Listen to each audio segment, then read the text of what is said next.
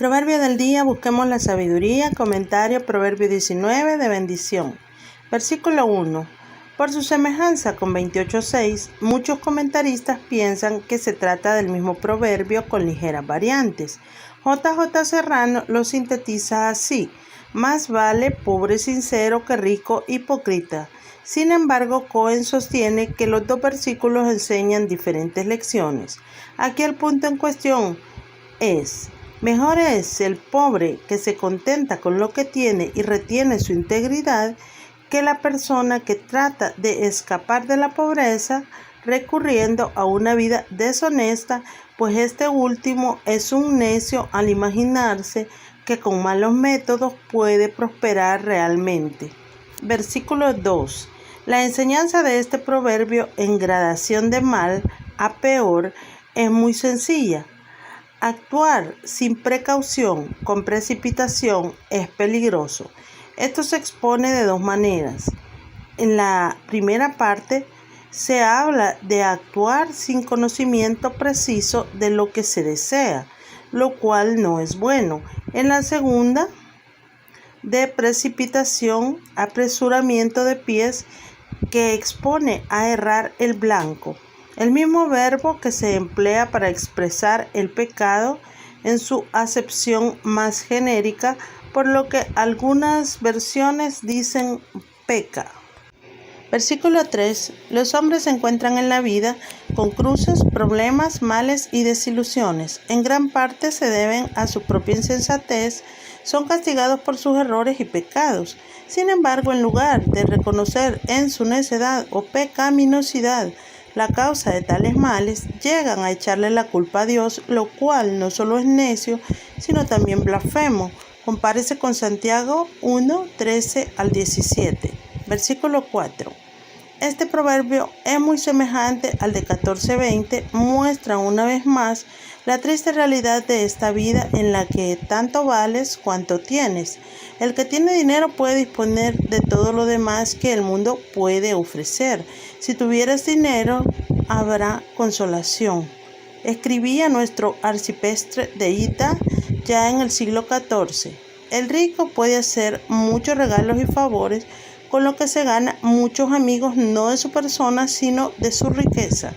Al pobre no le queda ningún amigo, el único que tenía. Nótese el contraste del singular con el plural de la primera parte, se le ha enfriado. Versículo 5.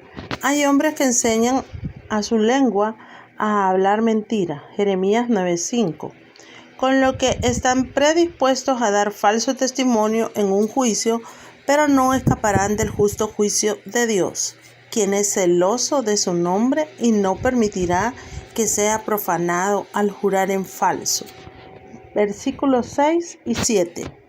El príncipe o el potentado tienen poder para otorgar favores, así como beneficiarios que les halaguen por lo que esperan de ellos y les colmen de reverencias por lo que ya han recibido. Mucho más agradecidos deberíamos estar con Dios por las bendiciones que de Él hemos recibido, las cuales superan inmensamente a cualquier favor que se pueda obtener de ningún noble de la tierra. Por otro lado, compárese con el versículo 4, los pobres ven apartarse de ellos, incluso a sus parientes más cercanos, y por muchas palabras que dirijan a sus parientes y amigos que se alejen de ellos, ya no les sirve. Se marcharon sin querer escuchar. Este es el sentido más probable de la última parte del versículo 7. Traten pues todos, especialmente los pobres, en tener a Dios por amigo. Persíganlo con sus oraciones, no tardarán en hallarlo y jamás se apartará de ellos. Versículo 8. El que quiere cordura, literalmente corazón, ama su alma, esto es, a sí mismo. El que guarda entendimiento, hallará el bien. El proverbio no tiene ningún sentido espiritual directo, expresa el hecho de que la cordura capacita al hombre para aprovechar en la vida las mejores oportunidades y guardando en buena forma el entendimiento a fin de que no se deteriore con el ocio y el olvido. Hallará lo mejor que se puede estimar en este mundo. Advierte Cohen que podría incluir también la recompensa en el otro mundo. Versículo 9. Este versículo es una repetición del versículo 5 con la variante de que aquí se termina con un verbo más fuerte, perecerá, en lugar de no escapará. Versículo 10. La comodidad y la libertad le sientan mal al necio. Una persona que carece de sensatez y de gracia no tiene derecho a disfrutar de algo que solo servirá para afianzarlo en su necedad. Del mismo modo, a un mendigo de espíritu servil le va muy mal recibir poder y honor. Versículo 30-22. Eclesiastés 10:7. Nadie tan insolente e intolerable como el mendigo montado a caballo o como la criada elevada a señora. Versículo 11. El hombre discreto observa estas dos reglas con respecto a su enojo. 1. No dar precipitadamente rienda suelta a su resentimiento. Detiene su furor hasta que haya considerado con calma el peso y la medida de la provocación. Platón dijo una vez a su siervo: te golpearía si no fuese porque estoy enojado. 2. No ser excesivamente quisquilloso al ponderar las ofensas que se le pueden hacer. Es un honor para él pasar por alto la ofensa. Compárese con 1 y 10:27 y 11:13. Cuando Saúl estaba aún en su sano juicio. Versículo 12. Los reyes no son personas corrientes. Su enojo es más terrible, pues pueden hacer mayor daño que el de un cualquiera, y su favor es más deseable, pues pueden otorgar mayores bienes que una persona ordinaria. Por eso mismo no deben abusar de su poder. Ve Romanos 13:3.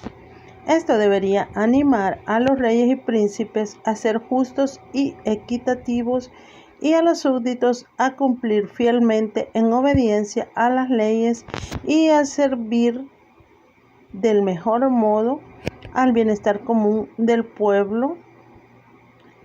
El símil del rocío sobre la hierba es muy expresivo y se aplica a Dios en Oseas 14:6. Versículo 13. Una vez más se pone de relieve la aflicción y el pesar que a los buenos padres causan los hijos necios, es decir, los que no se aplican a los estudios, al oficio ni al negocio de la casa, que no hacen caso de los consejos que se les dan, que llevan mala vida, derrochan en vicios y juegos. La idea de la segunda parte se repite en 27:15. La frase es muy expresiva. Gotera continua, las contiendas de la mujer. Una gotera continua termina por horadar la piedra. Del mismo modo, una esposa pendenciera acaba con la paciencia del marido y le expone a que se marche de casa, pues es como si el hogar se cuartease con el agua que penetra por falta de la necesaria reparación. Compárese con Eclesiastés 10:8 y para acostarse en seco hiciese falta salir de allí. Versículo 14. En contraste con la mujer del versículo anterior, ver también 18:22, tenemos el caso de la mujer prudente que es de parte de Yahvé. Esto es un regalo de Dios, ya que, al contrario de la pendenciera, asegura la casa y es una bendición para el marido y para los hijos. El versículo contrasta este regalo de Dios debido únicamente al amor de nuestro Padre Celestial con la casa y las riquezas que llegan, siguiendo el curso natural de las cosas como herencia de los padres. La esposa no se hereda, se le encuentra en el lugar y el momento que Dios dispone. Versículo 15. Una vez más se exponen las consecuencias funestas de la pereza. El haragán está durmiendo cuando debería estar trabajando. Sueña mucho pero hace poco. De esta forma, hasta su poder mental se oxida. Lo que le espera es el hambre, no como apetito, sino como padecimiento.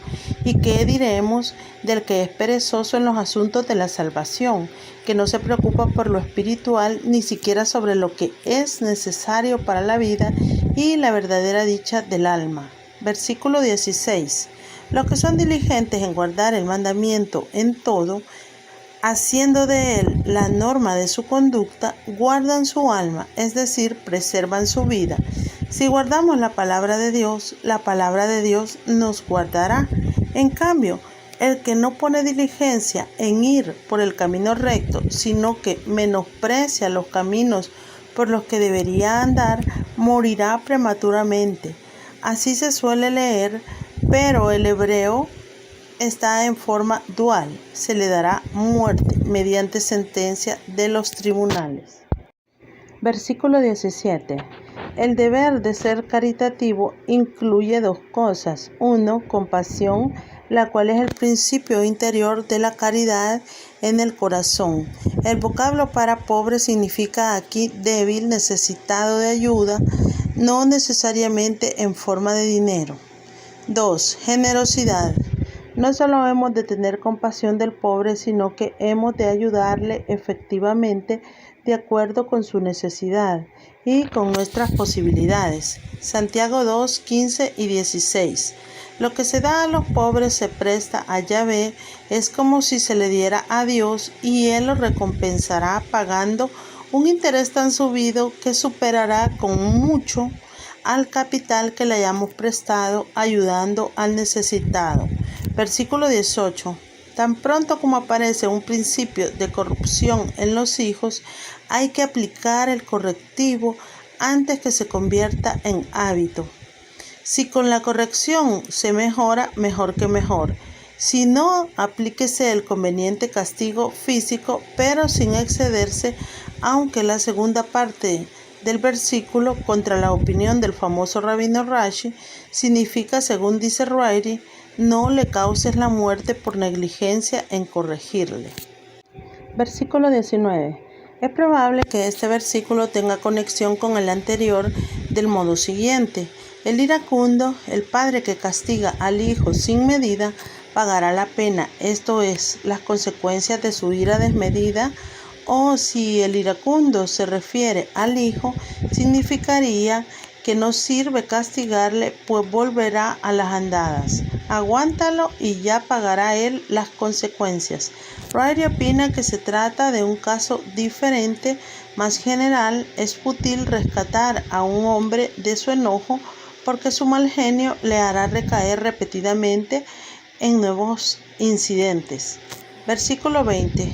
Hasta aquí se había instruido a los padres acerca de los hijos. Aquí se exhorta al hijo a escuchar el consejo y la corrección del padre. Los que hayan de ser sabios al final, no en la hora de la muerte, sino en los últimos años de su vida, han de estar dispuestos a ser instruidos y corregidos cuando sean jóvenes. Versículo 21. El vocablo que traducimos, Reina Valera 1977, por proyectos, significa lo mismo que en Salmo 33:11, decisiones. A primera vista parece indicar algo parecido a lo de el hombre propone y Dios dispone. Compárese con 16:1 y 9, 20, 24.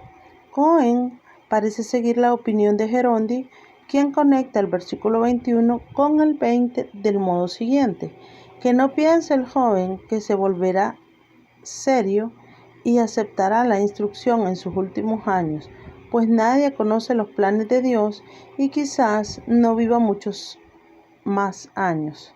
Matthew Henry entiende proyectos en el sentido peyorativo de los rebeldes de Salmo 2, pero la opinión más probable, nota del traductor, es, en mi opinión, que se cumplirá no lo que el hombre decida, sino lo que Dios haya resuelto.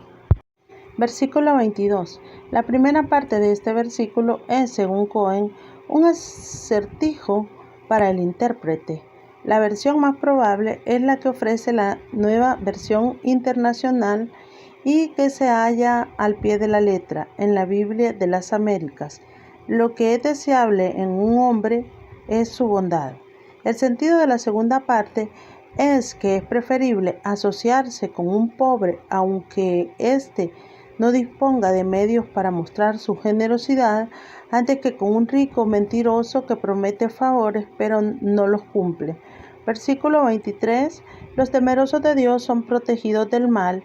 Es de esperar que sean visitados con aflicciones, pero no habrá en ellas daño para su alma. Mientras que las satisfacciones de los sentidos se pasan pronto, la piedad sincera tiende directamente a la vida, aquí y después de la muerte, pues aprovecha para todo. Primera de Timoteo 4:8. Versículo 24. El uso de cucharas y tenedores es relativamente reciente. El uso corriente perdura en muchas aldeas. Era meter la mano en el plato. Esta costumbre se toma aquí como ejemplo para ridiculizar una vez más al perezoso. Enterrar literalmente la mano en el plato no necesita ningún esfuerzo, pero levantarla hasta la boca, literalmente hacerla volver a la boca, es para él tan duro que prefiere morirse de hambre. Versículo 25. Castigando al malvado, el que no es de suyo prudente, el simple aprende escarmentando en cabeza ajena, y el que de suyo es discreto, hebreo Nabón, solo necesita una pequeña reprensión para aumentar de modo considerable su conocimiento y para rectificar enseguida un paso mal dado. Versículo 26. Se expone aquí el caso triste, realmente infame y vergonzoso, de un hijo que hace causa común con unos ladrones a fin de robar a su propio padre, que es el que tiene el dinero, y compartir con aquellos criminales el despojo. Como consecuencia, su propia madre tiene que marcharse de casa. Versículo 27. La versión correcta de este versículo, conforme la trae la Nueva Versión Internacional, es la siguiente: cesa, hijo mío, de escuchar la instrucción y te extraviarás. Para extraviarte de las palabras, literalmente dichos, del conocimiento. Esto es, el que no quiere escuchar la corrección se expone a extraviarse por los derroteros del pecado. Versículo 28. Testigo impío, literalmente de Belial, es el que da falso testimonio contra su prójimo y perjura para hacer gran daño a otro, llegando a burlarse de la justicia. Háblale de justicia y equidad, de la ley, de la santidad, del juramento y de la palabra de Dios, de que llegará el día de la cuenta y se echará a reír. Es codicioso y solo le interesa el beneficio material que pueda obtener del pecado. Versículo 29. Preparados están los juicios, esto es, los castigos de Dios, con la mayor probabilidad, aunque los escarnecedores lleguen a escapar del castigo que impone la ley humana, no escaparán del juicio de Dios. Además, compárese con 18:6b, esta clase de necios suelen recibir golpes de sus palabras dichas por sus labios.